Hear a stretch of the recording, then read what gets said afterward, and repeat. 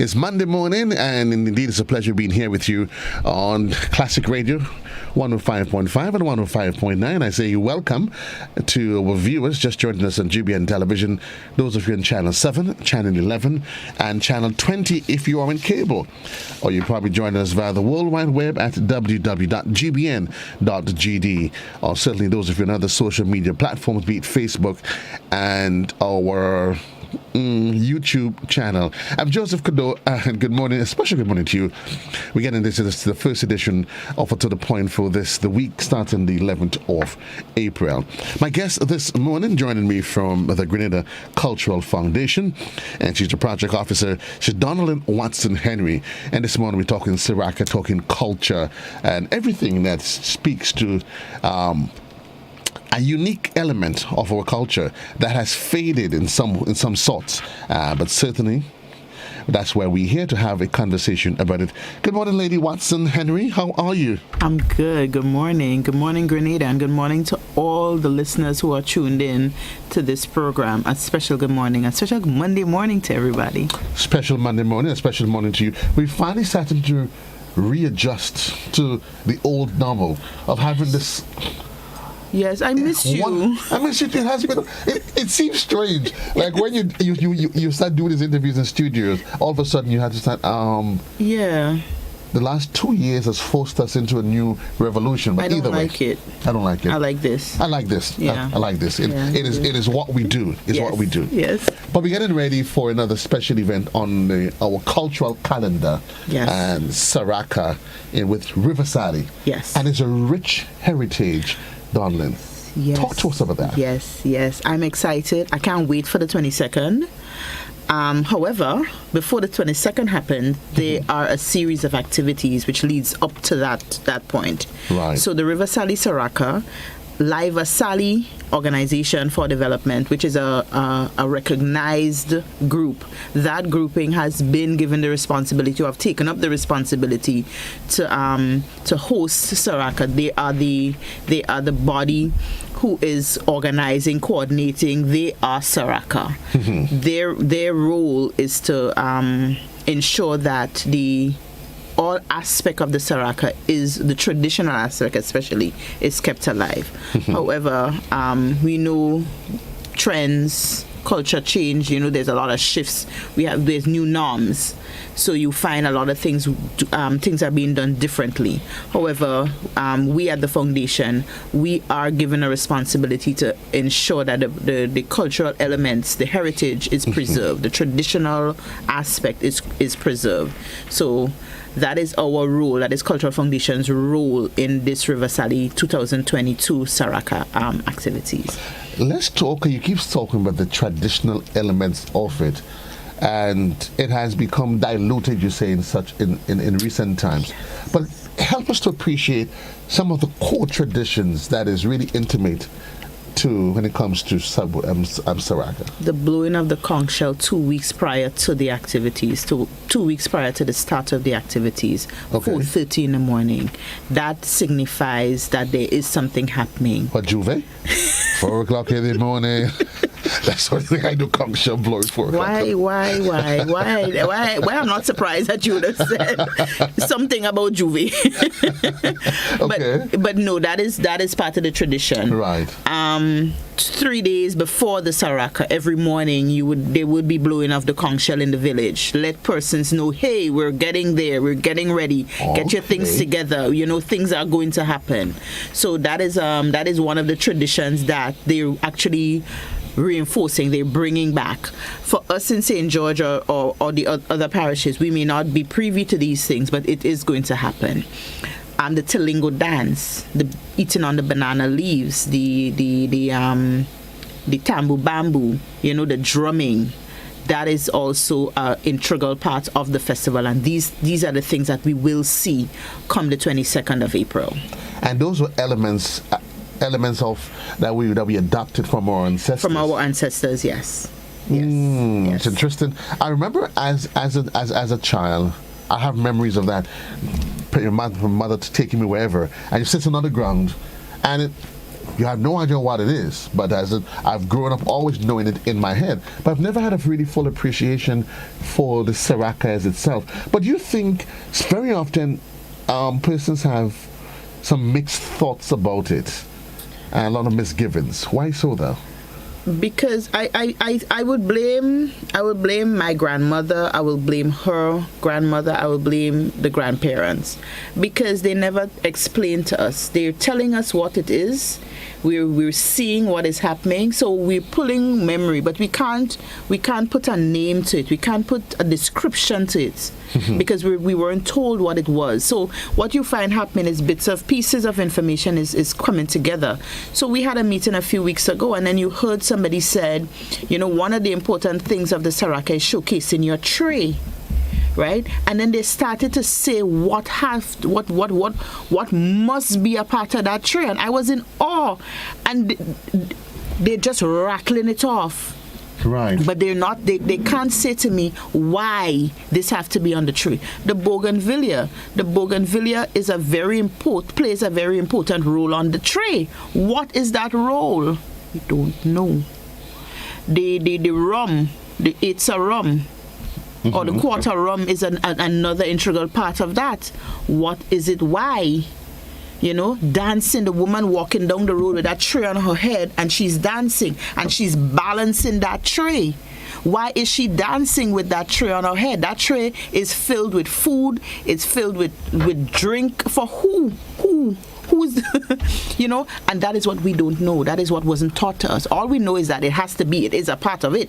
It must be there. It must be incorporated into the whole process. So what you find over the years that persons engaging in it, but not having a full appreciation and understanding. So some may just carry it on, but with virtue of time, if you have no understanding of it, sooner rather than later, it's going to die naturally. Here's what we are going to do, because I bet there is somebody out there that is verse and they could lace us with history on the Saraka. We'll take a quick commercial break though. When we come back, who's going to join us. Yes. She's going to join us, and she's going to tell us what's going on, and she's going to put it to us. Yes.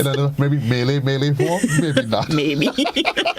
We'll take a quick commercial break. To the point. We'll be right back.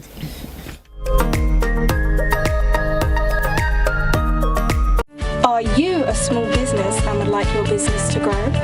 Do you have an event, products or services that people should know about? Be wise. Advertise. Book your spot on GBN Shopping Guide. Be part of Grenada's biggest advertising medium, the Grenada Broadcasting Network. Call our sales department now on 440-2446 or 440-3033 or GBN plus the number sign. Email us at sales@gbn.gd. Special conditions apply. Join GBN on Wednesday nights at 8 p.m. for Interesting Grenadians, a program that showcases the lives of interesting and outstanding Grenadians at home and abroad. It's Interesting Grenadians every Wednesday night at 8 p.m. on GBN. Don't you miss it.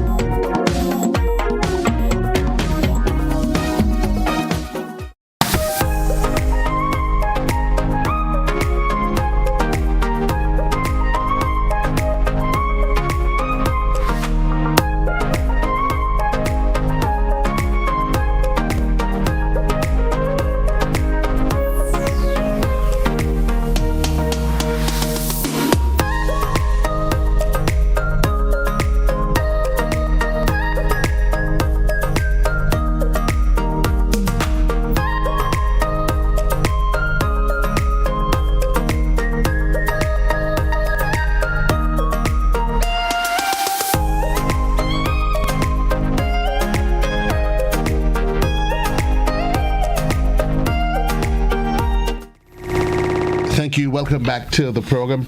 With me in studio, we're project officer from the Grenada Cultural Foundation, Donalyn Watson Henry. And before the break, we did say to you we will be joined by a special friend, our dear mother, our medium mother, a cultural icon. We call her Tanti Sherms, and she's going to be joining us via Zoom as we discuss the in detail. Donalyn, Saraka as it is, and you've hinted to the fact that it has lost some of its fervor and its cultural relevance because of lack of knowledge. And it's not people doing it wantonly, but because it's for lack of knowledge. Tanti Shims, good morning. How are you? Good morning, Joseph. Are you hearing me okay? I am hearing you loud and clear. I'm hearing you loud and clear. And I'm hearing you loud and clear. Good, you joined us. So we highlighted the fact that, and Donna was just hinting that there are some rich cultural elements to Saraka that has been diluted over time. We talked about blowing up the conch shell, and you mentioned that to me. The eating on the fig leaf and the tree, the dancing, and all those things. Put it in the context for me, the historical relevance of it. Well, let me first greet your audience and say special morning wherever they are. I know To The Point is a very special program, very popular, and I thank you for the opportunity for us to share this very pertinent bit of our history in the context of Saraka at this time. But first of all, we have to look at what has happened, evolved over the years. As you know, from one generation to the next, things seem to lose its true meaning, its traditions, and we find that in so many different areas, yeah?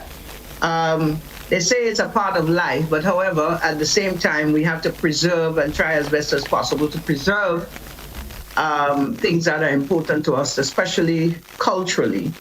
The Saraka basically has been inherited from our African ancestors, who we refer to as slaves. We prefer to speak to them as enslaved or enslaved ancestors. And it is simply a means of giving thanks and asking to be blessed for better things to come. So it is a ritual or a celebration, a tradition that takes place at the end of one crop into the next. As you know, we're moving from dry to wet, and usually with the wet season is the replanting and so on and so forth. So what happens, you have what is called a libation. I don't know if Darlene discussed that earlier on. No. Which is blessing on the ground with a little bit of rum and what have you. You know, you have to give a little bit of that to those who went before us, the ancestors, a little strong stuff, you know. And of course, there is also the other tradition of that of, which is very rare, you see it happening, where they would send flowers out into the ocean. Understanding that is symbolic towards the passage of our people coming from Africa to the Caribbean, and for those who paying homage to those who would have lost their lives at sea. Right. So you see that happening. It has not happened in a while, and that is also a very significant aspect of it, because, you know, we seem to forget that we lost a lot of our ancestors in that passage coming from Africa to the region, yeah? The blowing of the shell, which Donlin spoke about, is something that was lost in the whole tradition as well. We were able to discuss that with the people in River Sally and have them bring it back. So the 2 weeks before, early morning, somebody would go around and blow the shell and say, Sakitan, Palilot, Saraka, whatever, letting people know that they have to prepare because the Saraka is coming. And then the next week they do that, and then the early 4-day morning, just before the Saraka, they once again inform them that Saraka is here. That we were able to have them replace, which was lost for a number of years. The purpose of the foundation is to try and see as best as possible to secure the traditions of the Saraka, and we use River Sally as a pilot project for that over the years. It's bringing back bits by bits, yeah?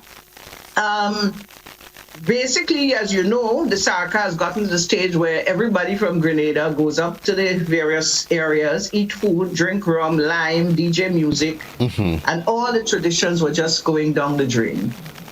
So we decided to work with that community, and we use the pasture in River Sally as the focal point. We invite folks from all over to come and be part and experience that. You can go and eat your food and what have you, you know, after. But the whole aspect of the Saraka and the meaning my research tells me that there were Muslim slaves, enslaved Africans. And technically, Saraka is of giving thanks. Right. From that, if you go into the Muslim reading, you will find it there as well. Yeah.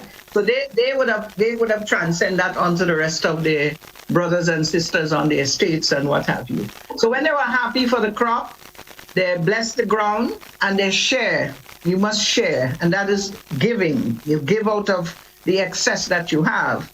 And long ago, the excess would have been in peas and yam and yard fowl and, that sort of thing. Hence the reason why the yard fowl is still there, the peas is still there, the yam and so when you stuff, say yard fowl, it has to be yard fowl? It must be? Well, it has gone into frozen chicken and all of that, but they still have a lot of people who cook yard fowl. I understand, for example, in the La Poultry Saraka, you had a farm in the area that was selling what they call yard fowl. It's not like yard fowl in your yard from long ago, but they had a bone fowl, if you want to call it that. They call it the yard fowl. So you've had that, but you have people who actually kill yard fowl and cook. A lot of people go looking for the yard fowl as well. The corn, again, is very significant. As you know, they would have grown a lot of corn, and you see a lot of that in the Caracou as well. So the cuckoo is important, although you get a lot of imported cornmeal being used now. Right. And the rolled rice, you hardly see that in Grenada. It's more into Caracou. There is some of it here. So there's a lot of provisions, things they would have grown. Remember, on the estate, the corn meat and all the pork and that sort of thing were meats that these people ate.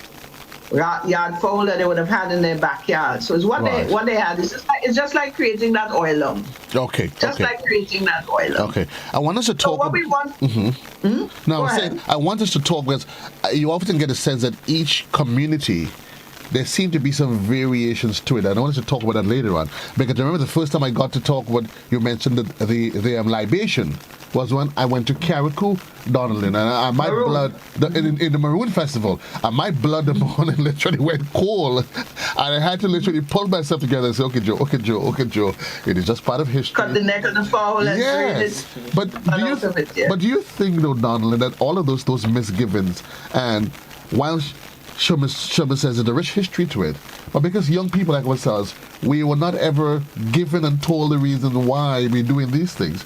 It has just translated itself now into a jump and wine? Yeah, because like Shuma rightly said, it is part of our African tradition. So that is a part, it was brought to us. This is where it was handed down, and it has been diluted.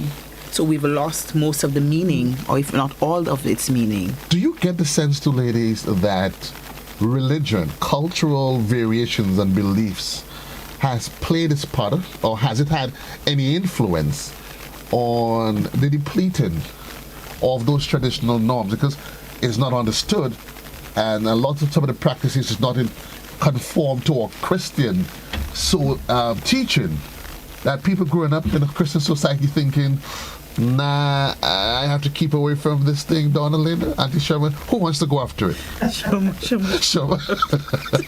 Well, let me just say this. The aspect of Christianity and religion on the African people, we understand clearly what would have taken place. The feasts that we celebrate in a big way happens to be more of a Christian feast, like Easter, Christmas, whatever the case may be. But you have to bear in mind that a lot of the African traditions would have died because of that transition into assimilation into Christianity per se. I don't, in that regard, I don't see that the religions that we have, quote unquote, because you have all sorts of religions, you have Baptists as well, they probably have some practices in there that are very much significant in that respect of Thanksgiving. So yeah, there is a distinct detachment there, and as we become more and more into that realm of things with capitalism and the effects it would have had on our people, we would have moved away from these traditions, and at some point in time, even consider them to be low-graded, disgusting in some cases, wrong in some instances. We don't want a part of that. Remember, society also, if you step back 20 odd years ago, maybe 40 years ago, you would see that there was a scorning of the same oil lung that we rate so much today in certain sectors in our community. Yeah, that was considered a point in time. It got to the stage as being country people food until everybody in tongue wanted a taste of oil lung, and it evolved back into its realm. And you have similar things happening in other islands, like for example in Haiti. Right now, UNESCO has designated a soup in Haiti as an intangible asset. And that soup, just like the oil lung was treated like that in Haiti, but to the extent of where it was banned in Haiti, making of a soup. Interesting. Resistance had to take, and this soup came from the enslaved people. Resistance over time, now it is recognized as an intangible asset to the Haitian people. And when you look at the similarities with oil lung, it's the same thing. So when you get back to Saraka and you look at our evolvement over the years, we would have left a lot of our African traditions behind, or morphed them into something totally different to what they ought to be.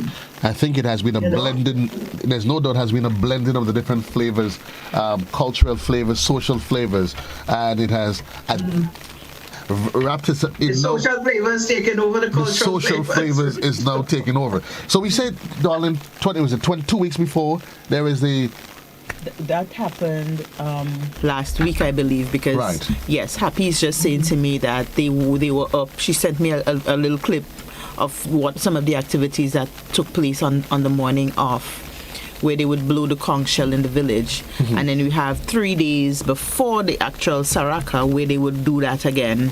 So you would have that conch shell is also a significant part of, because that was their way of communicating that something is about to happen. The conch shell and the drums. It is quite interesting and really riveting that the role that the conch shell, seemingly. And look at how it has evolved into our music. How it has evolved. It is really, truly, Shoma, darling, who we are. I mean, most of the traditional we will associate the conch shell with Juve morning. Yes. Or if you grew up in the fishing communities where you hear the conch shell being blown, you know where, hello. We have Jacks coming out. Jacks is coming out. And it is part of that rich heritage. But you look now at the evolution of the music, Shoma. So, but before you go into the evolution of the music, Joe, before you and I have been talking on radio, many moons ago, that was a heavy communication tool. Right. The conch shell and the drums were very, very significant to our ancestors because that's what they used to communicate, like you just referenced it. The gathering of people, whether there's a message to be sent out there, something is happening.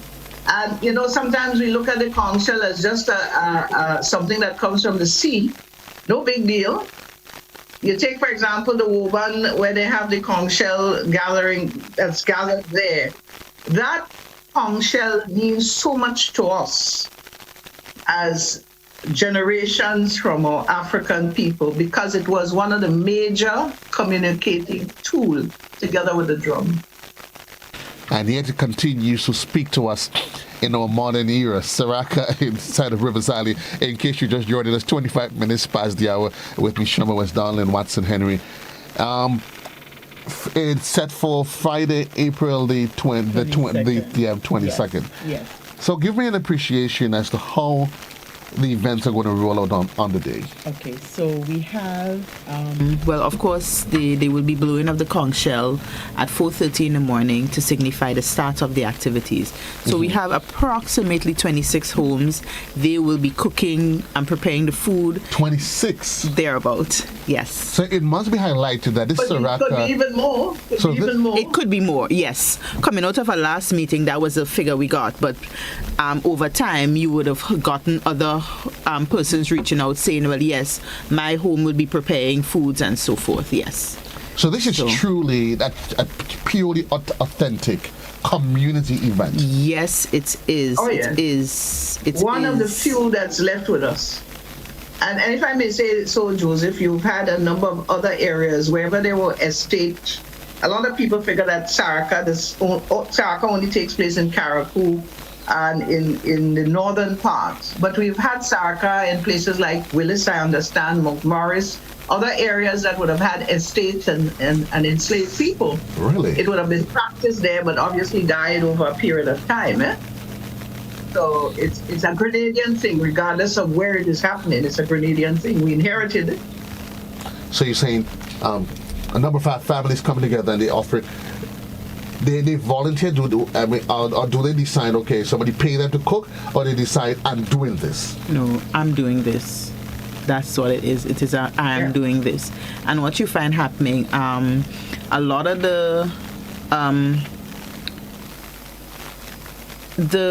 Live Asali organization, they have been tasked with the responsibility. They are a recognized group within the community to host, to organize Saraka. Mm-hmm. So what you find happening, and that is a burning issue. Private individuals are reaching out to the corporate sponsors and seeking sponsorship, but they're not seeking sponsorship on behalf of the organization. Right. What the organization does, once you reach out to them as a home and you're saying, okay, this is what our intentions are, we're going to cook, our home is going to prepare food. Once they get sponsorship donations, and so that is shared amongst the community members. But when these private individuals reach out to these corporate sponsors and they get the sponsorship, it's not shared amongst the community. It's kept in one specific space. So it puts a strain on the organization or on the group. So because that one person is going to get, and then when they do get things, that it has to also share. So that person is again going to be getting. So we want to appeal to these corporations that, do a little bit of research. These individuals, we all have good intentions, I'm sure, but they are a recognized group that is tasked with the responsibility of hosting, organizing, and the Saraka activities within the community. There are a lot of things that is going to be happening on that day. We are aiming to have a Saraka village, and the Saraka village speaks to one specific area. We're going to come in the pasture. We're going to have the blowing of the conch shell, the drums, the telingo, the tambu bamboo. We're going to have a tray competition. So you're going to come down to the pasture, to the playing field with your tray, and that is going to be judged. And there's quite a number of things that each tray must have in order to qualify. Really? Yes, really. So listen, it is also part of the tray aspect, the tray competition, if I may come in here. Is an integral part of the whole celebratory aspect of the Saraka. It's not just for the sake of having a tray competition. What would normally happen, it doesn't happen anymore. It's one house in the village will be the host of the Saraka, the main house, yeah? And every year you have the houses would bring out their tray. And the best tray, the tray that wins the tray competition, hosts the Saraka the following year. So that is the significance. It's like passing a baton on to the next house. Yeah? That as well had disappeared, died, and we are encouraged to assist them in bringing back that competition. It will not reflect the next house as the main house, but at least we're bringing back the competition of the tree. And as Donalyn alluded to, there's certain things that must be in the tree. She probably would tell you for some instance, of them. Donalyn, what are some of those things? I'm curious to know. You must have the bougainvillea. That is a must. You must have the rum.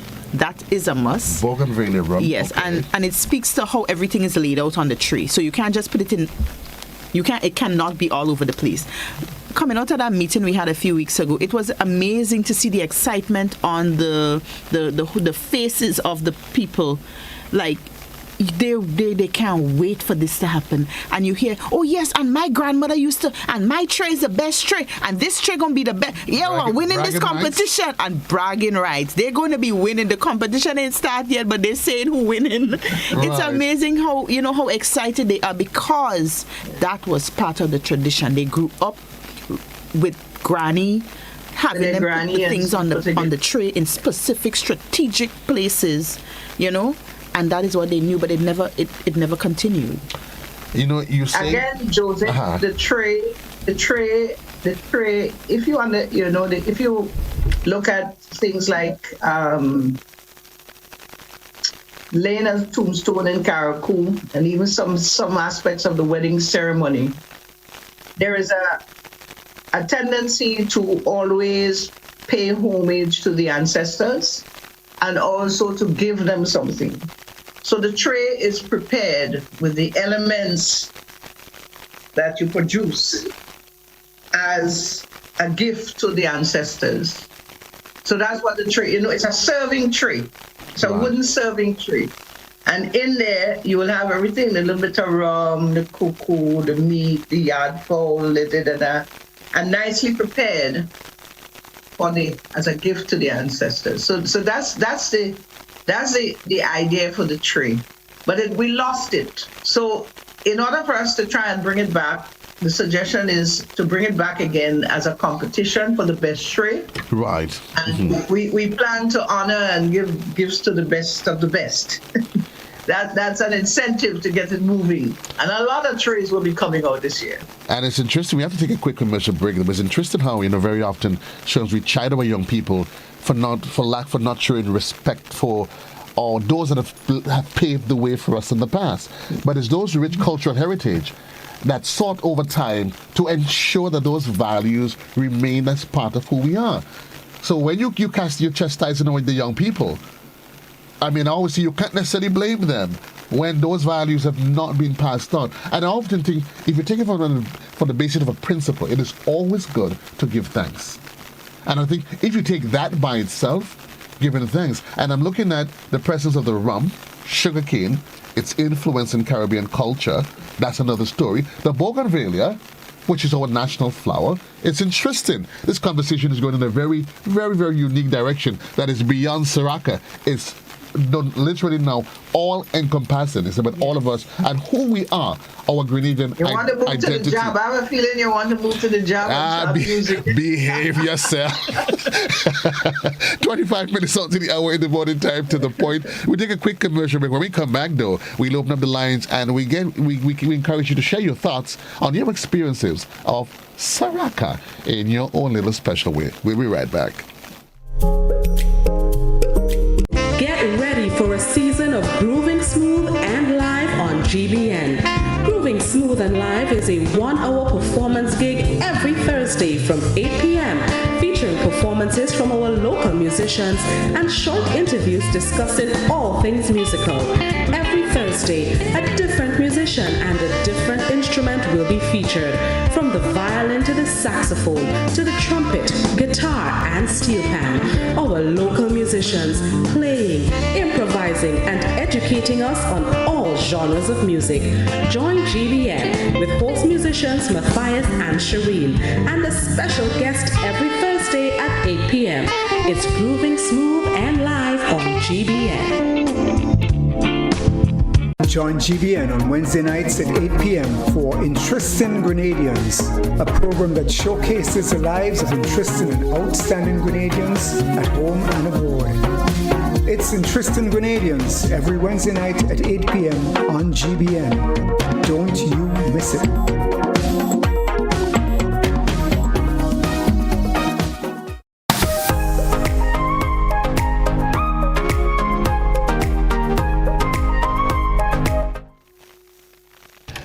Welcome back to the program. 25 minutes on to the hour in the morning time. The only good thing is, though, is that whenever we're on a break, whatever gets discussed in the studio, Donnelly, it stays in the studio and nobody else gets that. Thank God. She says, thank God. She almost made a second ago we were talking about the most incredulous. On the break, though, Shams, we were talking about the drums, the power of the drums, and even last week, actually, I had Livingston Nelson in studio with me, and he was. They were getting ready for drum lighting. Yes. In Tivoli. In Tivoli. Yes, that was exciting. And he was talking about the pull of the drum. He talked about people. They start to manifest behaviors that, for dainty people like me, Tanti Shivs, might just get pulled in. I start going, okay then. It's strong. That is Darlene was just sharing an experience she had at a specific event. And I held on to the wall because I didn't want that drum to pull me. I wasn't ready for that. I didn't understand what it was about. I'm understanding now that these are forces you can't, it's going to pull you. You can hold on to what you want, it's going to pull you. Teddy Shams, there is a mix of culture, spirituality, history, everything that is bundled into all these elements that you and I have not even gotten an appreciation in any way, form, or fashion as to what it can do to us. Music on a whole, the drums, and all of these elements of our culture. Is there any hope, Tanti Shims, that we can preserve them for the next generation? Well, we first have to understand and appreciate the things that we own and have as ours and inherited. Taking into consideration, the drum was the first instrument ever developed in the world, used significantly for messaging, for communicating. Remember, before that was smoke signals. Africans had their drums, yeah? And if you go back into looking at music, without that drumming in music, you don't really have music. That's what keeps the beat. So it is so important that we as a people would have inherited such a precious instrument. Yeah, we know we've done pan in this 21st century and whatnot, but we would have inherited that from our ancestors. And trust me, no matter where you go, no matter who you are, if you have African blood in you and you hear a drum, it will capture you one way or the other. Somebody said, a spiritual Baptist, you will see the person either tapping their foot, shaking their head, or hitting their hands once you hear a drum playing. Look for it. You'll see it. And that is how powerful it is. And yes, it was used in a lot of spiritualism as well. When you look at the Baptists and the way they beat their drums, you know that it's very significant. You can't deny that. So we must understand the precious value of these things. And we would like to be able to see the population. I'm hearing a song. I don't know where it's coming from, though. On your end, we would like to see the population really embracing some of these things in a more significant way. The Saraka has its profound meaning on our people. Darlene mentioned the Tambu Bambu, which we would have lost over the years. It has been resuscitated. Beating of the bamboo, way. That is going to be experienced at the Saraka this year. I just hold a thought for me, Shums. I have a caller that's online. Good morning, caller. You alive? Hello, morning, Mr. Joe. And your guest in studio, who I don't actually know, but I know Shums very well, my good friend. And morning to Happy and Junior. Very integral part of the Saraka processing. I'll tell you this, I'm from River Sally. Born and grew there. I left River Sally when I was around 27 years thereabouts. I stayed out of River Sally for over 30 years. When I say not living there. And when I came back there, I started hearing how big this thing has become. Now, as a little boy, I never used to take part in it very much. You go around, eat food on the leaf as usual. But very early, I stopped taking part in that.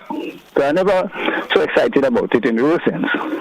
When I came back here and I started hearing how big this thing has become, and then starting to see it for myself, I tell you, it's amazing.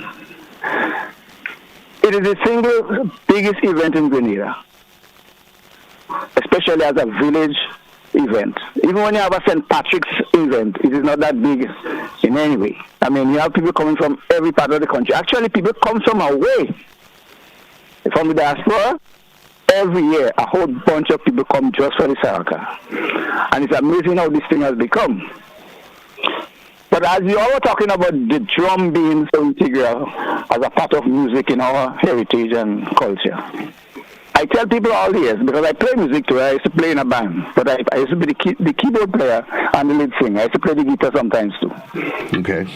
But originally in music, when I was a little boy, I made a band, and I was a drummer. And I tell people all the time that the drummer controls the band. The drummer is the leader of the band, actually. The drummer is the leader of the music in the band. So I'm not surprised that the drum is so emphatic in the process of people relating to it culturally. Okay. Thank you. Be good. Great, thank you very much. And I think just lending I hope Right. that you made a lot of trays, young man, for the people in River Sally, and did well with your sales. You have Mr. Carpenter, Donnelly, remember the carpenter? I can hear. Shebs, you've actually made your tray already? My tray? Yes, your tray. If we go back in time, you will remember that a tray was a very significant thing in every household. People would have had their tray. In those days, remember, if you go back in time, before you even get into the metal or the fancy trays that you serve people with, there would be a house with a tray. And they had different trays. For example, the tray that they used to knead the bread in had a lip. It didn't surround with, so you had that open tray, just 3 pieces coming like this, and the flatness to knead the bread, that was a bread tray. And then you had the serving tray. And even today, you can, obviously, it's become a very special commodity that you'll pay a little extra for if you want a wooden serving tray. So you understand the significance of the tray in a household. Most homes had a tray. So having the tray prepared, and what do you prepare the tray with? All the nice goodies. At Christmas time, you might see the tray in the middle of the dining table with the ham and the what have you in it. The sarka is so important to us. If we could only take the time, and we're just asking people to come into the pasture area. We know that you come for your food and your drink and enjoying yourself, but we want you to experience that. Come into the pasture area and you can participate. They do serve food there as well. If you don't want to go to different homes, there's quite a bit of food being brought into the pasture area for that purpose, so they can feed the people and experience the traditions of the sarka. A few years ago, and when we went into River Sally in a major way, we found that such a vibrant community that holds steadfast to the African culture had no drums. And when the question was asked, he said the jab destroy all them drums in River Sally. Poor jab again. Always the jab. That's what we are told, right, Donnelly? Them jab destroy all the drums. And we are hopeful that somewhere along the line, they're going to have, because River Sally used to have some great drummers. There isn't any, they are probably drummers, but no drums. So we continue to have to bring in drummers to drum in that community. And we're hoping that, it can come back. We know Tivoli is very vibrant because of Nelson Louison and so on. He would serve the La Poetry, Livingston Nelson. He will serve the La Poetry area. He also is very significant in the nation dancing that takes place at Anna's house in the end of the Saraka as well. But for us to be able to put that on into the pasture during the day, it's difficult for them to come in the day and come in the night. So we bring in some drummers to participate in. Well, let me ask you, Shep. I'm going to ask you, Shep, and I'm going to ask you, Donald. And I'm assuming somebody who's going to take responsibility. Yes, there is a cultural foundation who's tasked with the responsibility of ensuring. But the conversation takes place today. But what plans, what efforts are there to ensure there's a continuity in the schools, that we don't just hear the conversation just around the seasonal times? And is there a plan from, and you spoke to it briefly though, that bringing together of the different communities so that they can lend and share in the different elements of the culture? But before you answer that for me, there is a caller that's on the line. Good morning, caller. You're alive. Hello, caller. Good morning, caller. We think we have lost that caller. Yes, Tanti Shims. Where do we take this conversation? You know, interestingly, we have these questions asked about a number of things in Grenada. Where do we go from here? How do we transcend that information to the next generation and so on and so forth? And one begins to ask the question as to our entire system of education. Now, I would have learned a lot of things when I went to primary school. Yeah? Simply by playing ring games, simply by excursions, simply by persons having an interest to teach. Yeah, you learn to dance, the biwi ballet, the this, the that, the that sort of thing. I am beginning to be of the mindset that through our education system, there must be some measure of cultural invasion, not just by the side or by the wayside, but part of the curriculum, that these things can be taught in its natural element, not just in a written story in a book. Yeah. So if you know, for example, that you are going to have to do something on the Saraka, the experience would be for the children to be brought to a Saraka, or to be brought to any other event that is significant to them, so that they can experience it or they can participate in it. You know, so in order for us to move our cultural landscape along the way and ensure that it becomes in perpetuity and have longevity, we have to start teaching it in the school system, and school in terms of primary school. You know, when you look at, for example, take the patois situation, St. Lucia grabbed onto the understanding that they must push it through the school system in order for it to live. And they've done so quite successfully. That's right. So it tells you that the young minds must be taught for the acceptance of these things in order for it to become a part of their living and for them to take it on to the next generation after them. So it's not just a simple thing where we have to sit and say this organization is responsible, the Cultural Foundation, and they should be blah, blah, blah, blah. You have to start teaching the young ones these things in order for them. And I want to give credit to Livingston Nelson with the Tivoli drummers. If you look at his cadre of performers over the years, you would understand that a lot of them now know about drumming. A lot of them now know about the African dancing and so on and so forth. Even they would have moved on and a new batch comes in, it's a teaching process that's taking place there, you know? So we have to start impacting the young ones into the whole process in order for it to live. And I think that's not just an isolated statement being made in isolation. But I think, Donald, each and every one of us, we agree. And I think we all have to play our individual part in imparting whatever limited knowledge we know onto our kids. Yes. I mean, I've had little exposure of the Saraka, but I can't, honestly, I've never one day said to Jaden, child, let's go up in Tivoli. Better bring Jaden up this year. Go on. I would tell Jaden, I'm actually, matter of fact, I'm going to send Jaden, I'll send Jaden with Auntie Sherman and Auntie Donald. He may not come back home. He may not come back home? No. That I tell you, it's never going to happen. What we want to do this year with the assistance of GIS, we have already written off to them, is to try to bring the activities that we're having in the pasture live, stream live, so folks can log on and see what is taking place. Sure. That is also a very important tool in disseminating that sort of information. So we're looking forward to that happening as well, especially too for folks who out in the diaspora, they're very much interested in what is happening in Grenada. So we're going to be using that. But I want to say this, Donalyn did mention about the Live Sally and their position within the community that they play. And what we have seen over the years, I'll give you an example. We were at the Saraka one year and a company pulled up to do some draw in the middle of the Saraka.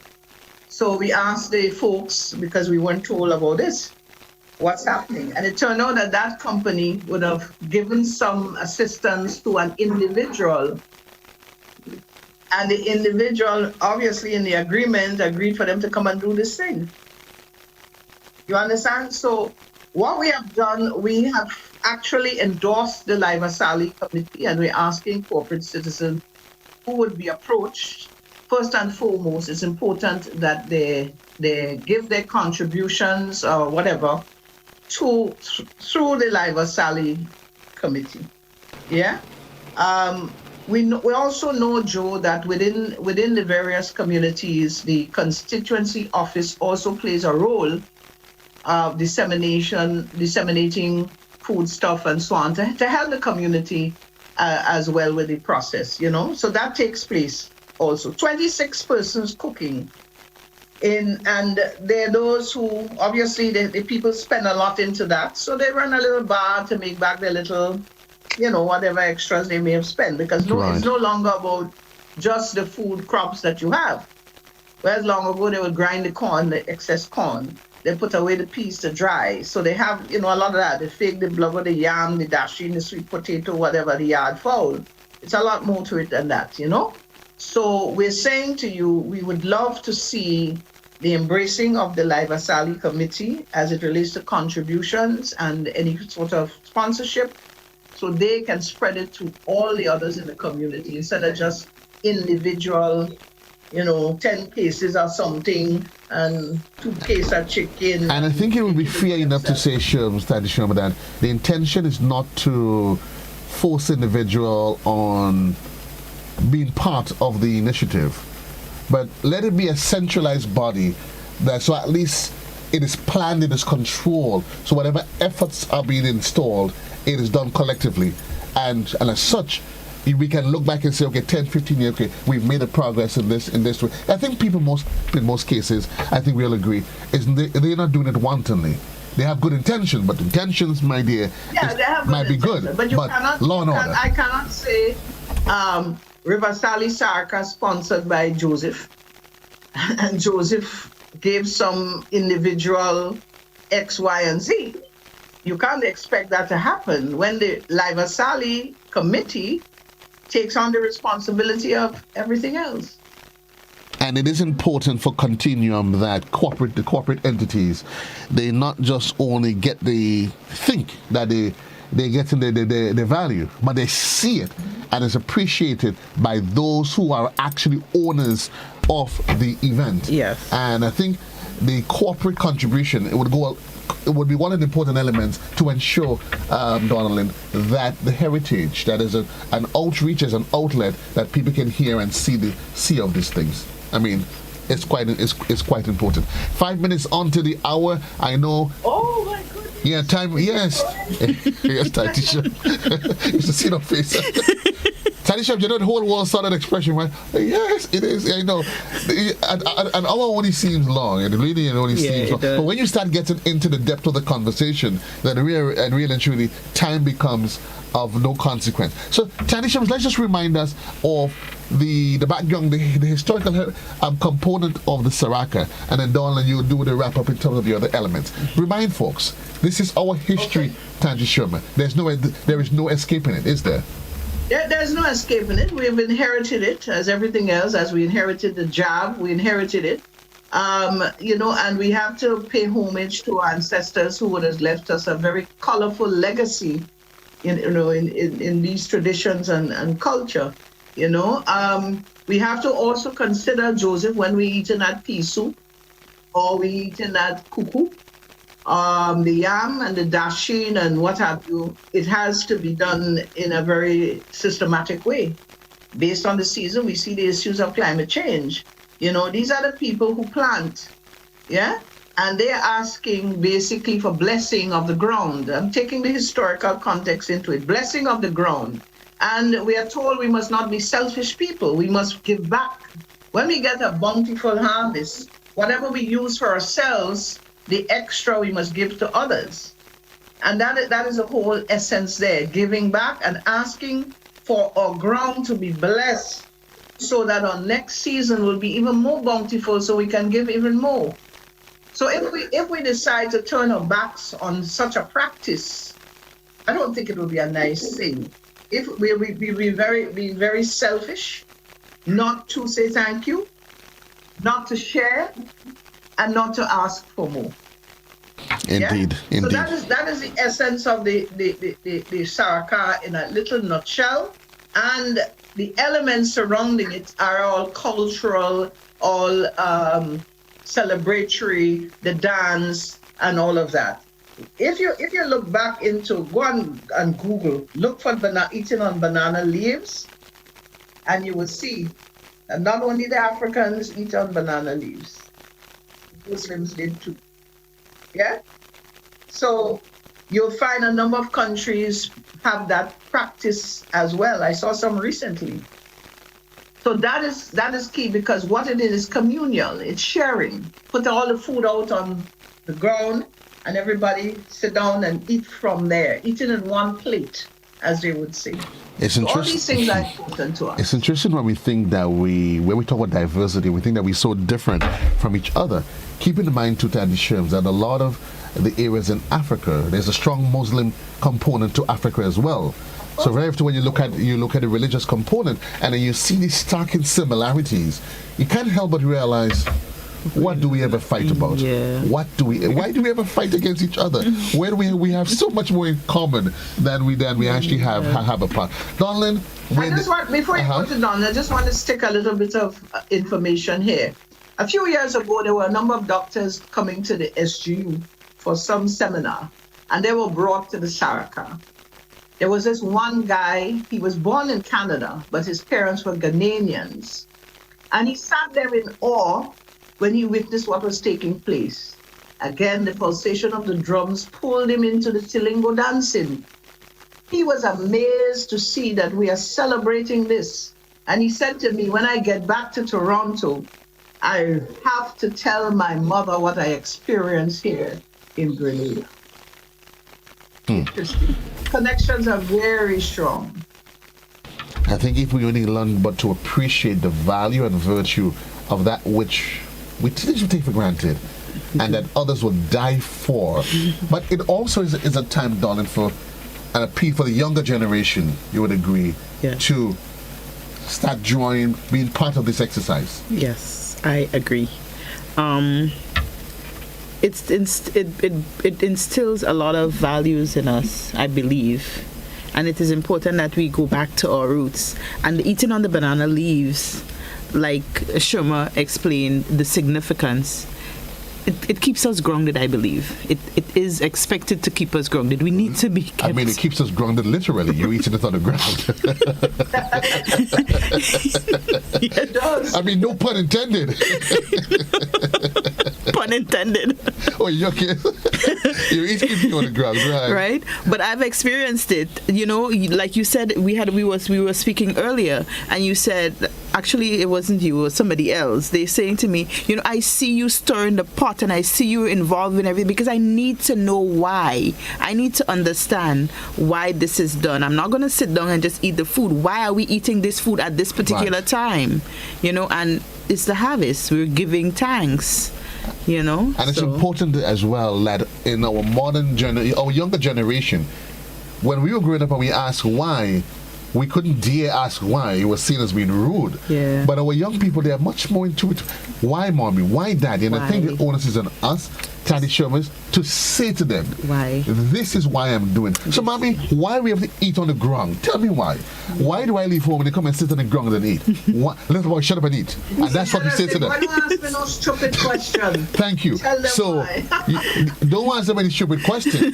And they grew up, you know what? It's a stupid question. They're not going to even engage with the children. Yeah. But I think this is a rallying call for change. Yeah? Yes. That the time has come where each and every one understands and appreciates that our culture and who we are, there is no divorce in it. We may become a little bit more refined. Yeah. But the true us, at the end of the day, yeah? Yes. We have to really learn to appreciate it. Folks, it's all happening. Nolan, remind us Don't forget to walk with your calabash, bowling, bash, whatever it is you want to call it. That's the essence of eating Saraka food. Let me go and get 2 bowlies somewhere and start scraping it while I have time. Oh, my bowlie's in my car. Your bowlie in your car? Yeah, man, it's in the car. It stays there. Just in case. You Joe, we could organize you one. That's not a big So problem. you'll organize a bowlie for me? Okay. That's right. Taddy Chef, you 3 of us go eat from the same bowlie. I want my own. You want your own bowlie? I want my own bowlie. But look at how bowlie creating problem. Everybody wants to have their own bowlie. Folks, you got to leave the conversation here by now. Before we do, remind us the dates for Okay, this so day of the Saraka. like I said before, there's a series of activities which is leading up to the Saraka. So on Saturday the 16th, there's an opening ceremony at the River Sally playing field. There's a Dutch party. Then on the 18th, Monday the 18th, is a family fun day. That's at Bathway and Subies. On Wednesday the 20th, there's a traditional night, bonfire, karaoke, storytelling. That's at the River Sally playing field. On the 22nd, there's the River Sally Saraka. We're asking persons to adhere to the rules that governs the traffic. So we would have police at strategic points. There will be no parking areas outlined, but they are designated parking areas. And don't get upset, don't get angry. Leave all your troubles behind and free up yourself when you're coming to Saraka. But at the same time, adhere to the rules that governs the day itself. One of the things that the committee has been appealing to is that homes turn off your music for an hour and a half to accommodate the activity that is going to be taking place at the Saraka village, right, at the River Sally playing field. And that activity happens like around 4 o'clock in the evening, maybe 4 to 6, depends on how things flow. So we're appealing to the homeowners, the shop owners in the area, just to give us a little opportunity for that traditional part of things to happen. Then you have, there's a gospel evening on the 17th. So like I said, there are a series of activities leading up. Then the school in River Sally, they take the opportunity to have a school dance which would allow them to generate revenue to assist with different things that's happening at the school. So an appeal is made to the public to support them in any way you can. And again, the corporate sponsors, be mindful that they are a recognized committee who are tasked with the responsibility of hosting, assisting, putting on, whatever you want to call it, the Saraka. So when you're engaging in any type of conversations, you have to take into consideration that these people, whatever you give to them, it's being shared amongst the community. Persons who are interested in going to the Saraka and you want information, you have questions that you want to ask, you can reach out to us at the Grenada Cultural Foundation. Our contact number is 435-2839. So don't be afraid to call us, and there's no stupid questions. Anything you want to know, if we have the information available, we would make it available to you. If not, we can point you in the direction where you can get your questions answered. Indeed. There's no such thing as a stupid question. No. It might be a little bit inappropriate, but there's no stupid questions. No. But for now, there's no holds barred. We're getting ready for River Sally Saraka. Believe me. I went to it once a couple of years ago in my official GBN capacity. I've never been there, unfortunately. I think I'm going to promise myself this year, I'll make myself a commitment that I would really, really want to be part of, even if it's just to say I was there for an hour, to be part of that, the rebirth of our, what is our culture. 5 minutes gone past the hour. Crab and dumpling. Oh, You God. gotta come for the What you want? Saraka dumpling? Crab and dumpling. Oh yes! Oh my! Oh Okay, Lord. leave Yes. me- okay. Yes. I'm Please. in. You can go to Anna's house. You can go to the Sylvester's house. Oh my God! And then there's this house with downstairs. That's where the wicked crab and dumpling is. You actually know that by location. Why did people bring it? Let's leave this conversation. I don't think this is going to end. I wish Saraka was tomorrow. I wish Saraka was in St. George's. Folks, you got to leave this now, but we want the excitement to start bleeding through and oozing out as we really, really, really try to connect with that lost element of our history, our culture, who we are as a people. Saraka, the drums, the food, our true identity. While we have been refined and polished in many ways, the only way you can truly be refined and polished is when you first accept and acknowledge who we are as a people. The drums, it is part of who we are. It's in our blood. But we have to leave the conversation now for the purpose of time, but mark the date. Mark the date. There's a number of events leading up to it. And certainly, Tati Sherms, darling, I'm assuming as we get closer, we'll continue to provide the general public. Yes, we will continue to inform, give you information, whatever it is you need. And like I said, feel free to call us at the Grenada Cultural Foundation. Our number is 435-2839. 435-2839. That's the number. As to Tati Sherms, as to Donaldin. And if you can't remember the number for the Cultural Foundation, call me in the studio and say, JC, was this those ladies you had there? I'll tell you how to find them. But keep away, folks, on my crab and dumpling in that downstairs house. No, that's not your... Let's not do this on national television. Crab and dumpling. Why you owning things that you have no right to own? It is part of my culture. It is who we are. Let's take ownership of the crab and dumpling. No, folks, we got to leave this conversation here for now. Indeed, it's always a pleasure. Remind you, tomorrow it is Tuesday. We expect to have a representative from the National Democratic Congress. It is to the point. JC loves you. Continue to have yourself a really, really great day. As I say to you every day, continue to live life and love life. Find your true purpose. Understand why you're here, and do whatever you can to fulfill that divine purpose. God bless. Have a great day. Thank you.